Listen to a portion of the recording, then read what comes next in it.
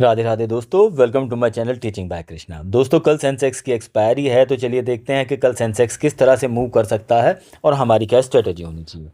देखिए, कल हमने डिस्कशन किया था सॉरी, कि मार्केट अगर कल का लो ब्रेक करती है आज, तो इसका नेक्स्ट टारगेट होना चाहिए 81,445। बट इस एरिया में हमने क्लियरली डिस्कशन किया था कि यहाँ पे भर भर के लिक्विडिटी है। अगर मार्केट इस एरिया में दिखती है तो हमें यहाँ पे शॉर्ट पोजीशंस नहीं बनानी चाहिए, क्योंकि चांसेस होंगे कि यहाँ से हमें एक करेक्टिव वेव आती हुई दिखाई दे। और हमने ये भी बात की थी कि अगर मार्केट 82,254 के पास में कहीं दिखता है तो यहाँ पे हमें सेल ऑन राइज की स्ट्रेटेजी यूज़ करनी चाहिए, क्योंकि मार्केट अभी क्लियर डाउन ट्रेंड में है। ऊपर आएगा तो नीचे आने के लिए ही ऊपर आएगा।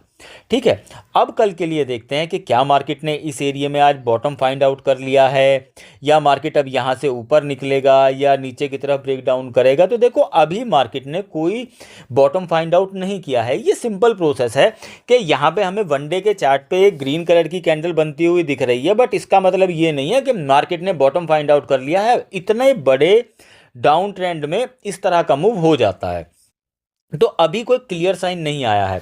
तो कल किस तरह से ट्रेड करना है कि देखो कि मार्केट अगर इस रेंज के बीच में ओपन होता है 82,254 और 81,800, देखो यहाँ पे इस रेंज में अभी हमें वेट करना चाहिए मूव के एक तरह से मूव को बनने का, कि मार्केट अगर यहाँ से ऊपर निकलता है और 82,254 को ब्रेक करता है, तो ऊपर की तरफ अगर ध्यान दोगे तो 82,700 और 83,000 इस रेंज के बीच में भर के लिक्विडिटी भरी पड़ी हुई है, और यहाँ पे सारे रिटेलर्स के स्टॉप लॉस लगे हुए हैं। चांसेस होंगे कि मार्केट यहाँ से ऊपर निकलने के बाद 82,700 के लेवल को टेस्ट करने ऊपर आए, बट ये वो एरिया होना चाहिए जहां पे हमें शॉर्ट पोजीशन बनानी है, बाय नहीं करना है इस एरिया में।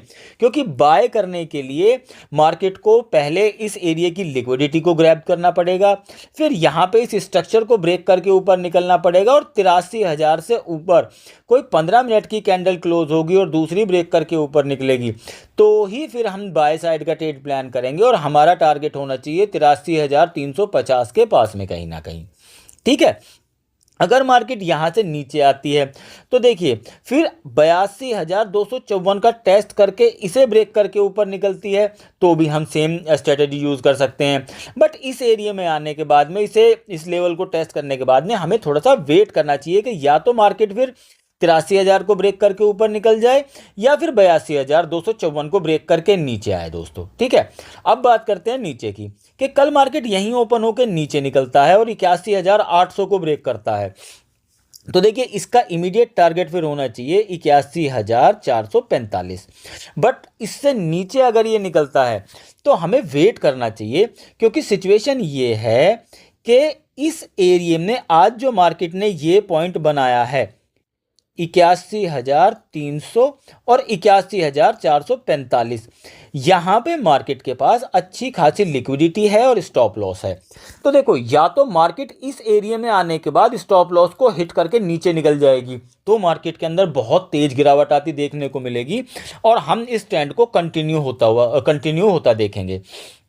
बट अगर मार्केट इस एरिया की लिक्विडिटी पहले ग्रैब कर लेती है यहाँ की 81,445 और 81,300, तो देखिए चांसेस होंगे कि फिर मार्केट यहाँ से एक स्पाइक बनाती हुई ऊपर निकले, और फिर 82,254 को ब्रेक करने के बाद में हमें मार्केट के अंदर यहाँ पे एक प्रॉपर डब्ल्यू पैटर्न ब्रेकआउट होता हुआ दिखाई देने लगे, और मार्केट का जो मूव है वो एकदम से पॉजिटिव बनता हुआ दिखाई देगा ऐसी सिचुएशन में। और तब हमारे पास ज़्यादा मौके नहीं होते हैं कि हम शॉर्ट पोजीशन में वेट करते रहें या एवरेज करते रहें। इसलिए इस एरिया का बहुत ध्यान रखना, इस एरिया में कोई पोजीशन मत बनाना, वेट करना कि मार्केट या तो यहाँ से रिवर्स हो या नीचे की तरफ ब्रेकआउट करे दोस्तों। तो दोस्तों, I think I hope you like the video guys. Thank you very much.